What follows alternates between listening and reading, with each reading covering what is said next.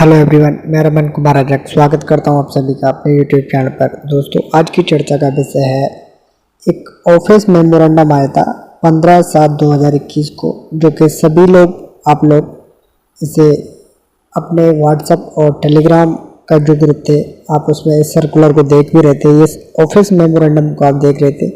और कुछ लोगों ने इस ऑफिस मेमोरेंडम पर कुछ वीडियोज़ भी बनाई थी, क्योंकि ये जीडीएस से रिलेटेड एक ऑफिस मेमोरेंडम है और इसमें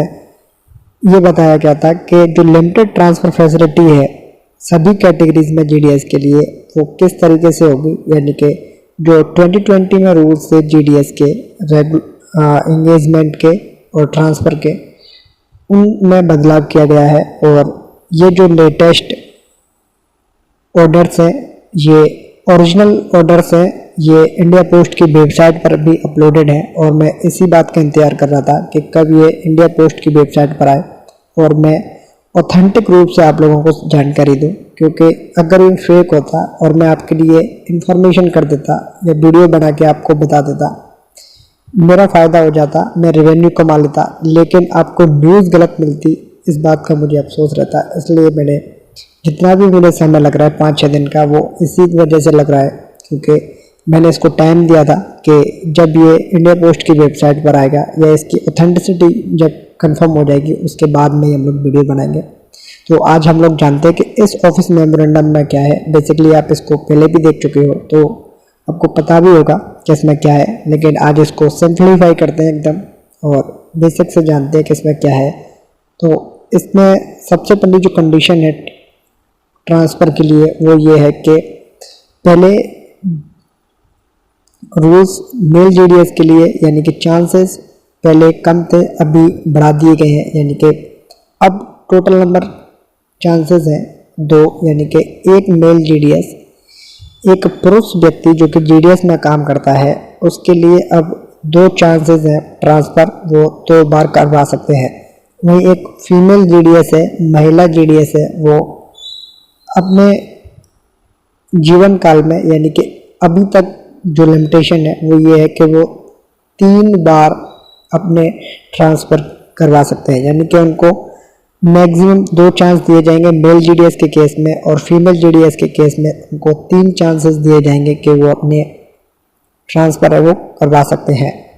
और इसमें एक शब्द जुड़ा हुआ है इंटायर टर्म ऑफ एंगेजमेंट, यानी कि जब तक आप लोग काम करोगे जब तक ये बाध्यता रहेगी कि मेल जीडीएस 2 बार और फीमेल जीडीएस 3 बार ट्रांसफ़र करवा सकते हैं। वहीं इसमें कोई और चेंजेस होंगे तो उस अकॉर्डिंग आगे देख लेंगे कि किस तरीके के चेंजेस किए जाएंगे, कि प्लस किए जाते हैं चांसेस या माइनस किए जाते हैं। सेकंड पॉइंट में है कि द जीडीएस में apply for transfer to a maximum of 10 GDS post, यानी कि पहले क्या होता था कि एक जीडीएस चाहे वो किसी भी जेंडर से हो, मेल फीमेल हो, वो सिर्फ और सिर्फ अपनी एक ही पोस्ट के लिए, यानी कि लेवल 1 का अगर कोई जीडीएस है तो वो लेवल 1 में ही अपना ट्रांसफ़र करवाते थे और उसके लिए सिर्फ और सिर्फ वो एक ही पोस्ट के लिए अप्लाई करते थे। यानी कि अपनी ब्रांच ऑफिस से जब वो नई ब्रांच ऑफिस में जाते थे जहाँ पर वैकेंसीज खाली थी, भले ही उस डिवीज़न या सब डिवीज़न में कितनी भी वैकेंसीज हो उन्हीं के लेवल में या अदर लेवल में वो सिर्फ और सिर्फ एक ही पोस्ट के लिए अप्लाई कर सकते थे। लेकिन अभी क्या किया गया है, अभी इन पोस्टों को बढ़ा करके टोटल 10 पोस्ट कर दिए, यानी कि एक जीडीएस जो कि अपना ट्रांसफ़र करवाना चाहता है वो मैक्सिमम 10 पोस्ट पर अप्लाई कर सकता है, यानी कि एक बार में 10 पोस्ट के लिए अप्लाई कर सकता है। The transfer will be at own cost of the GDS, यानी कि इस नियम में अभी भी कोई बदलाव नहीं किया गया है। ये ज्यों का त्यों रखा गया है कि एक जीडीएस अपने ट्रांसफ़र को ऑन कॉस्ट पर ही जा सकते हैं। ऑन कॉस्ट का मतलब है कि स्वयं के खर्चे पर ही वो ट्रांसफ़र ले सकते हैं। और एक होता है कि गवर्नमेंट जब ट्रांसफ़र करती है, सरकार जब ट्रांसफ़र करती है या प्रशासन जब ट्रांसफ़र करता है तो उसके लिए ट्रांसफ़र के लिए कुछ पैसा दिया जाता है कि आप लोग यहाँ से शिफ्ट होकर के एक ऑफिस से शिफ्ट होकर के दूसरी ऑफिस में जा रहे हो तो आपका जो भी खर्चा होता था वो सरकार वहन करती थी और उसकी भी कुछ कंडीशंस होती हैं। लेकिन जो जीडीएस है उनके लिए सिर्फ और सिर्फ एक ही लाइन है कि the transfer will be at own cost of the GDS, यानी कि ट्रांसफ़र में जो भी खर्चा आएगा वो जीडीएस खुद वहन करेगा और वो उस खर्चे को डिपार्टमेंट पर क्लेम नहीं कर सकते हैं कि मुझे ट्रांसफ़र मेरी ऑफिस से जब मैं दूसरी जगह जाता हूं तो यहाँ पर मेरा जो भी खर्चा होता है वो डिपार्टमेंट ऑफ पोस्ट देगा, पोस्ट ऑफिस देगी। इस बात के लिए वो क्लेम नहीं कर सकते हैं, वो स्वयं के खर्चे पर ही ट्रांसफ़र करवा सकते हैं। अगर कोई जीडीएस अपने ट्रांसफ़र के लिए अप्लाई करता है और वो ट्रांसफ़र को या अपने एप्लीकेशन को विड्रॉ करना चाहते हैं, बेसिकली ये है कि अगर कोई जीडीएस उसने अपनी जो पोस्ट है या जो फॉर्म्स है उसको फिल कर दिया और उसको सबमिट कर दिया है तो उसके बाद भी वो अपनी एप्लीकेशन को विड्रॉ कर सकते हैं और उसके लिए सिर्फ और सिर्फ एक ही चांस दिया जाएगा और उस एप्लीकेशन को वो विद इन 50 डेज़ में, यानी कि जब भी वो सबमिट कराएंगे उसके 15 दिन के भीतर भीतर वो उस एप्लीकेशन को या उस रिक्वेस्ट को वो वापस ले सकते हैं। और एप्लीकेशन को वापस लेने के बाद में जो चांसेस के नंबर है, यानी कि एक मेल जीडीएस 2 बार अप्लाई कर सकता है तो उस नंबर को, यानी कि उसे उस गिनती में नहीं गिना जाएगा कि आपने एक बार फॉर्म भर दिया है। यानी कि एक जीडीएस, मान लेते हैं कि एक जीडीएस ने अपना फॉर्म भरा, फॉर्म भरने के बाद में उन्होंने सबमिट करवा दिया और उसके विद इन 50 डेज़ में अपने एप्लीकेशन फॉर्म को ले लिया, तो ये जो चांस है उनके टोटल नंबर ऑफ चांसेस में काउंट नहीं किया जाएगा। मेल जीडीएस के केस में उनको 2 और चांसेस मिलेंगे इस चांस के अलावा, यानी कि उन्होंने अपना एप्लीकेशन फॉर्म वापस ले लिया है तो। और फीमेल जीडीएस के केस में उनके पास 3 चांसेस ही रहेंगे, यानी कि इस चांस को काउंट नहीं किया जाएगा। और ऐसा वो सिर्फ और सिर्फ कितनी बार कर सकते हैं, तो वो एक बार ही कर सकते हैं।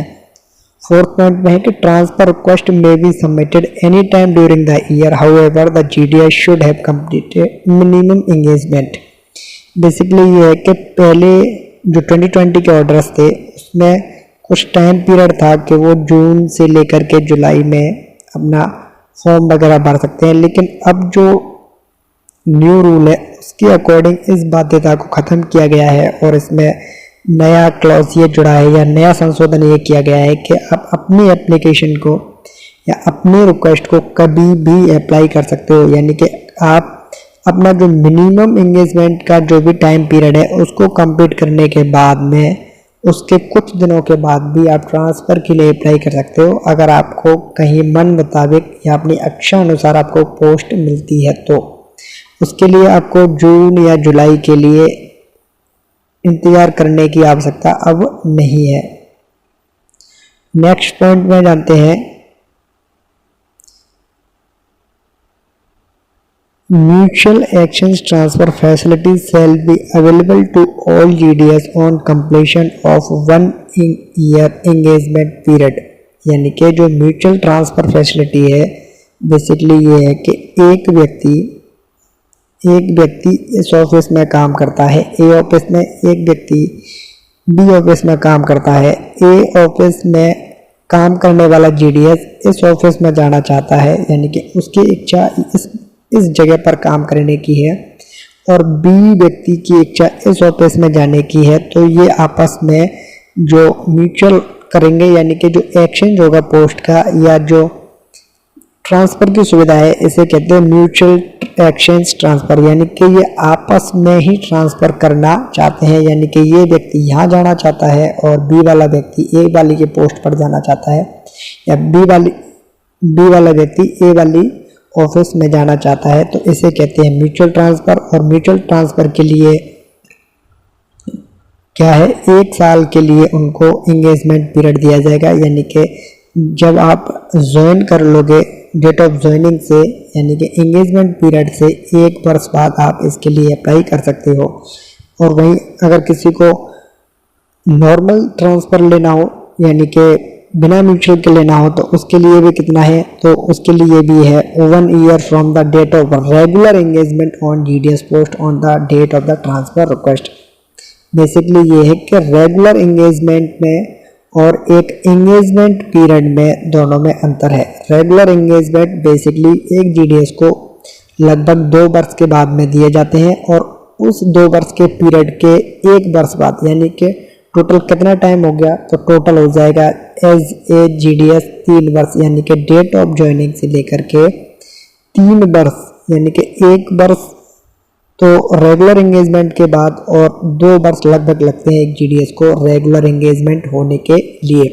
तो लगभग 3 वर्ष बाद वो अपना ट्रांसफ़र फैसिलिटी ले सकते हैं और म्यूचुअल एक्सचेंज करना चाहते हैं तो उसके लिए सिर्फ और सिर्फ क्या है 1 ईयर एंगेजमेंट पीरियड, यानी कि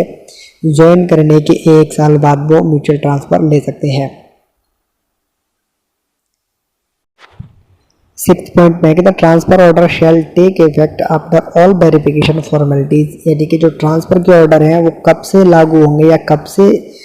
इफेक्ट में आएंगे, तो उसके लिए कुछ वेरिफिकेशन की फॉर्मेलिटीज़ हैं, जैसे कि कास्ट, एजुकेशन और पुलिस वेरिफिकेशन रिपोर्ट्स के बाद ही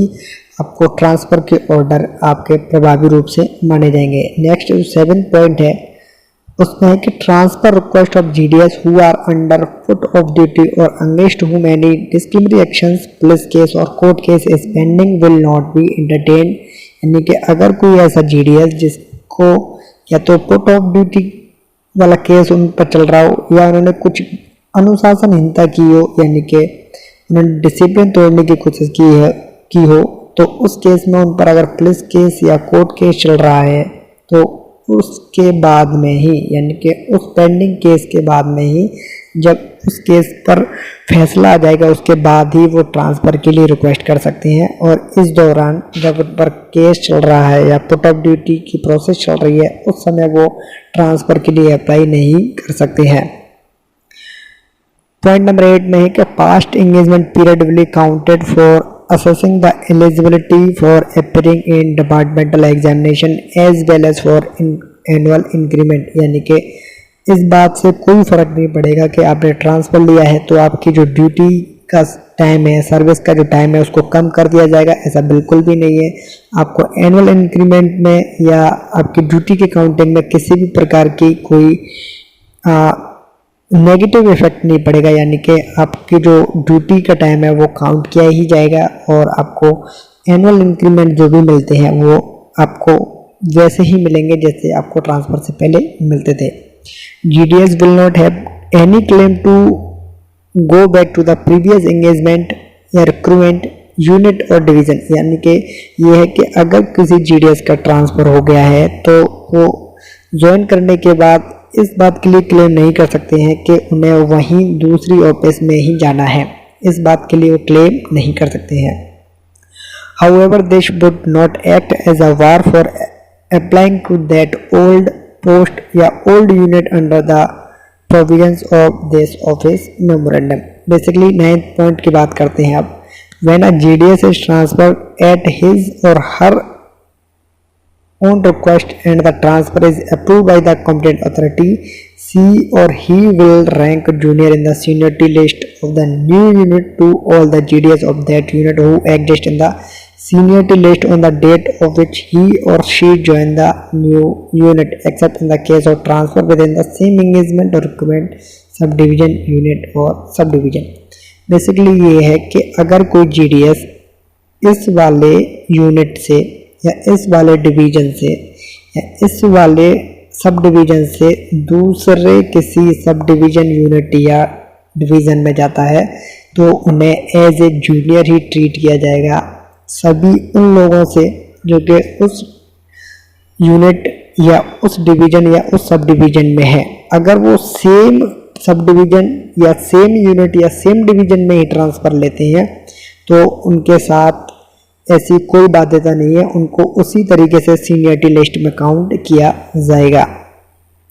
अब जानते हैं कि एक जीडीएस का किस किस लेवल में ट्रांसफ़र हो सकता है और वो कैसे ट्रांसफ़र करवा सकते हैं। तो पहला केस है कि एक बीपीएम जो कि लेवल 1 का है, वो लेवल 1 का जो बीपीएम है जिसकी TRCA स्लैब नंबर 2 है, या ABPM या डाक सेवक जो कि लेवल 2 का है, चाहे वो पोस्टल में हो चाहे RMS में हो, सेम TRCA स्लैब में है तो वो ट्रांसफ़र करवा सकते हैं। बेसिकली एक BPM लेवल 1 वाला लेवल 1 के BPM की पोस्ट पर जा सकता है, लेवल 2 के ABPM या डाक सेवक की पोस्ट पर भी जा सकता है। यानी कि यहाँ लेवल 1 है और यहाँ लेवल 2 है, सिर्फ इतना डिफरेंस है, यहाँ पोस्ट BPM की है, यहाँ पोस्ट ABPM या डाक सेवक की है। अगर कोई BPM लेवल 2 का है तो सिर्फ और सिर्फ वो BPM लेवल 2 में ही जा सकते हैं जिनकी TRCA स्लैब नंबर 3 होगी। अगर कोई ABPM है, अगर कोई ABPM है या डाक सेवक जो कि लेवल 1 का है, वो सिर्फ और सिर्फ अपनी ही कैटेगरी में यानी कि ABPM या डाक सेवक जो कि लेवल 1 के हैं, जिनकी TRCA स्लैब 1 है, उसी में ट्रांसफ़र करवा सकते हैं। वहीं अगर कोई ABPM या डाक सेवक जो कि लेवल 2 का है, वो ABPM या डाक सेवक लेवल 2 वाले में जिनकी स्लैब TRCA वाली 2 है उसमें जा सकते हैं, या वो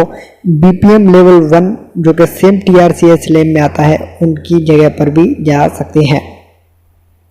और 6 केस कौन सा है, तो 6वां केस है कि ABPM या डाक सेवक वो जा सकते हैं अपने ही सेम कैटेगरी में ABPM या डाक सेवक की, चाहे वो पोस्टल से RMS में जाएं चाहे RMS से पोस्टल में जाए, लेकिन उनकी जो TRCA स्लैब है वो सेम होनी ही चाहिए। यानी कि एक पोस्टल RMS, एक पोस्टल GDS, एक पोस्टल GDS किसी RMS के GDS की पोस्ट पर जाना चाहता है या RMS के GDS पोस्ट पर जाना चाहता है तो वो अपने कैटेगरी में जा सकते हैं। यानी कि उनके लिए कोई बाध्यता नहीं है कि वो पोस्टल टू RMS या RMS टू पोस्टल में नहीं जा सकते हैं, वो ट्रांसफ़र करवा सकते हैं। वहीं डाक सेवक जो कि RMS में है वो BPM, ABPM या डाक सेवक जिनकी TRCA स्लैब सेम है वो आपस में ट्रांसफ़र ले सकते हैं। और 11वां पॉइंट है कि there will no be any drop in TRCA slab on account of our request transfer and numbers of increment earned by GDS will be retain. Basically ये है कि अगर ट्रांसफ़र हो जाता है तो उस केस में TRCA स्लैब सेम रहेगी, इसमें किसी भी प्रकार का नेगेटिव इफेक्ट नहीं डाला जाएगा, और जो इंक्रीमेंट उनके अभी तक चल रहे हैं, जितनी भी संख्या में एक इंक्रीमेंट लगा है या उनके 2 इंक्रीमेंट लगे हैं, 3 इंक्रीमेंट लगे हैं, वो उसी तरीके से ही चलेंगे, उनमें भी किसी भी प्रकार का नेगेटिव प्रभाव नहीं पड़ने वाला है। अब जानते हैं कि कौन अप्रूवल करेगा ट्रांसफ़र को, यानी कि ट्रांसफ़र की जो रिक्वेस्ट हम लोग देंगे या एक GDS जब देगा तो उनको कौन ऑथराइज करेगा। अगर कोई GDS विद इन डिवीज़न यानी कि अपने ही डिवीज़न में ट्रांसफ़र लेना चाहता है तो उसको ऑथराइज करने वाला व्यक्ति है डिविजनल हेड, जैसे RMS में कहते हैं RMS के सुपरडेंट यानी कि RMS अधीक्षक, और पोस्टल में कहते हैं पोस्टल अधीक्षक या डाक अधीक्षक। वहीं अगर वो डिवीज़न से बाहर जाना चाहता है, यानी कि एक व्यक्ति का डिवीज़न A है वो B डिवीज़न में जाना चाहता है, लेकिन उनका जो रीजन है वो एक ही है, यानी कि ये जो डिवीज़न है, ये जो डिवीज़न है, डिवीज़न दोनों अलग अलग हैं लेकिन दोनों का जो रीजन है, यानी कि सबसे पहले होता है एक सर्किल, उसके बाद में आता है रीजन, उसके बाद में आता है डिवीज़न। यानी कि सबसे बड़ा होता है सर्किल, उसके बाद में होता है रीजन, उसके बाद में आता है क्या, डिवीज़न। तो एक ही रीजन में अलग अलग डिवीज़न में अगर कोई ट्रांसफ़र लेना चाहता है तो उस केस में उनको ऑथराइज करने वाला जो व्यक्ति है वो होता है रीजनल हेड, जैसे क्या कहते हैं RPMG कहते हैं, या RPMG regional post master general कहेंगे या पोस्ट मास्टर जनरल भी कहते हैं। अगर डिवीज़न भी उनके अलग अलग हैं, रीजन भी अलग अलग हैं, लेकिन सर्किल एक ही है, यानी कि उनका सर्किल एक ही है, डिवीज़न भी अलग है और उनका और रीजन भी है वो भी अलग अलग है, तो उस केस में उनका जो ट्रांसफ़र होगा वो सर्किल हेड करेंगे, और सर्किल हेड को कहते हैं CPMG यानी कि चीफ पोस्ट मास्टर जनरल। उनके ट्रांसफ़र को ऑथराइज करेंगे। और फोर्थ पॉइंट है या फोर्थ कंडीशन है आउटसाइड द सर्किल, यानी कि अगर कोई जीडीएस एक सर्किल से दूसरे सर्किल में जाना चाहता है तो उस केस में दोनों सर्किल्स के जो हेड होंगे यानी कि हेड ऑफ द सर्किल सीपीएमजी दोनों सर्किल्स के होंगे, वो दोनों ही ऑथराइज करेंगे, यानी कि दोनों की सहमति जरूरी होगी उस समय पर। और ट्रांसफ़र किस तरीके से किया जाएगा उसको भी जान लेते हैं। लेवल ऑफ ट्रांसफ़र यहाँ पर है, यानी कि विद इन डिवीजन में head of the division authority में है। और एक्शन कौन लेगा, इशू ऑफ ट्रांसफ़र ऑर्डर, और उसके लिए टाइमलाइन कितनी रखी गई, with in 30 day of receipt of application, यानी कि एक जीडीएस जो कि विद इन डिवीजन में सेम डिवीजन में ट्रांसफ़र लेना चाहते हैं और उन्होंने एप्लीकेशन दी है तो उनकी एप्लीकेशन पर लगभग 30 दिन के भीतर उनको ट्रांसफ़र करना है या नहीं करना है वो अलग केस है, लेकिन उनको अपना कुछ ना कुछ एक्शन करना ही होगा। विद इन रीजन में अगर उनका रीजन सेम है, यानी कि उनके डिवीजन अलग अलग है लेकिन रीजन सेम है, तो उस केस में उनको with in 50 days of receipt of application में ही एक्शन लेना होगा। और विद इन सर्किल के केस में भी विद इन 50 डेज में, और आउट ऑफ द सर्किल के केस में भी विद इन 15 डेज में ही करना होगा। यानी कि विद इन डिवीजन में ट्रांसफ़र कितने दिनों में हो जाएगा, लगभग 30 दिनों में हो जाएगा। विद इन रीजन में कब तक ट्रांसफ़र हो जाएगा, लगभग 30 दिनों में हो जाएगा। विद इन सर्किल की बात करेंगे तो विद इन 30 डेज में भी ट्रांसफ़र हो जाएगा, लेकिन जब आउट ऑफ द सर्किल की बात करेंगे तो उसमें मैक्सिमम कितना टाइम लग सकता है, तो उसमें लग सकता है बेसिकली मैक्सिमम 60 डेज का टाइम लग सकता है। तो ये टाइम लिमिट है। और उसके बाद में क्या है, उसके बाद में है आपके लिए एक एप्लीकेशन फॉर्म जिसको भरना हम लोगों ने पहले भी देख लिया था और इस बार भी जो फॉर्म है वो सेम है। और इस फॉर्म में सबसे पहले है नेम ऑफ द जीडीएस को अपना नाम लिखना है। उसके बाद में वो किस सब डिवीजन में या किस डिवीजन में या किस सर्किल में जीडीएस है वो लिखना है। उसके बाद में उनको अपनी डेट ऑफ एंगेजमेंट लिखनी है जब वो जीडीएस में रेगुलर होंगे, यानी कि लगभग 2 साल बाद डेट ऑफ ज्वाइनिंग के बाद जो रेगुलर के ऑर्डर निकलते हैं वो वाली डेट लिखनी है। अपने एजुकेशन क्वालिफिकेशन लिखनी है कि वो कहाँ तक पढ़े हुए हैं, ग्रेजुएशन की है, 12th पास है, 10th पास है, कहाँ तक है, वो अपनी एजुकेशन क्वालिफिकेशन लिखनी है। उसके बाद में अपना मैरिटल स्टेटस देना है कि वो सिंगल है या मैरिड है। उसके बाद में उनको देना है कि वो किस TRCA लेवल में है और किस स्लैब में है वो लिखना है। और उसके बाद में 7th पॉइंट पे उनको देना है कि वो किस BO में या किस SO में या किस HO में या किस रीजनल ऑफिस में वो ट्रांसफ़र लेना चाहते हैं वो लिखना है। और उसके बाद में उनको डिवीज़न का नाम जिस BO में जाना चाहते हैं या जिस SO में जाना चाहते हैं उसके डिवीज़न का नाम या सर्कल का नाम लिखना है। और उसके बाद में लिखना है कि क्या आप म्यूचुअल ट्रांसफ़र चाहते हो या नहीं चाहते हो। अगर चाहते हैं तो यस, अगर नहीं चाहते हो तो नो लिखना है। और उसके बाद में 9.1 में यानी कि पॉइंट नंबर 9 में लिखना है कि इफ़ ऑन म्यूचुअल ग्राउंड, यानी कि अगर आप म्यूचुअल तरीका से ट्रांसफ़र लेना चाहते हो तो उस केस में आपको उस सामने वाले व्यक्ति का भी नाम, पता, डिटेल्स भर के देनी है। और उसके बाद में 9.2 में देना है, यानी कि पॉइंट नंबर 9.2 है उसमें लिखना है कि अगर आप म्यूचुअल ट्रांसफ़र नहीं चाहते हो तो आप कौन कौन सी जगह पर ट्रांसफ़र चाहते हो, उन 10 ऑफिसों को आपको लिखना होगा। और उसके बाद में पॉइंट नंबर 10 में क्या लिखना है, रीजन लिखना है कि किस लिए आप ट्रांसफ़र चाहते हो। और उसके बाद में पॉइंट नंबर 11 में आपको कुछ डिक्लेरेशंस देनी है कि आप क्या क्या डिक्लेरेशन देना चाहते हो वो लिखना है। और उसके बाद में आप अपने सिग्नेचर करोगे, पोस्ट लिखोगे, अपनी डेट एंड प्लेस लिखोगे। और उसके बाद में आपको छोड़ देना है पॉइंट नंबर 12 को, क्योंकि पॉइंट नंबर 12 आपके लिए नहीं है। और उसके बाद में आपको अनेक्जर 2 उसको ऐड करना है और इसको भी आपको खाली छोड़ना है, इसमें भी आपको कुछ नहीं लिखना है। और आप ऐसे ही आप अपना फॉर्म सबमिट कर देंगे। और इस तरीके से हम लोग जान चुके हैं कि जीडीएस के जो ट्रांसफ़र है वो किस तरीके से होते हैं, ट्रांसफ़र के फॉर्म को किस तरीके से भरेंगे, कहाँ कहाँ आप या किन किन पोस्टों के लिए आप ट्रांसफ़र कर सकते हो या ट्रांसफ़र ले सकते हो, कौन आपके ट्रांसफ़र को अप्रूवल देगा, कौन कितने समय में आपके ट्रांसफ़र को अप्रूवल देगा, ये भी जान चुके हैं। फॉर्म को भी भरना सीख लिया है और अब लास्ट पॉइंट बचा है कि आपको इसकी जो PDF है फॉर्म की या इस नोटिस की वो कहाँ पर मिलेगी। तो इस वीडियो की जो डिस्क्रिप्शन बॉक्स है उसमें आपको इस मेमोरेंडम की PDF डाउनलोड करने को मिलेगी, आप वहाँ से उसे डाउनलोड कर सकते हो। और इसी नोट पर इस वीडियो को करता हूँ मैं एंड। ये है अंत इस वीडियो का। धन्यवाद।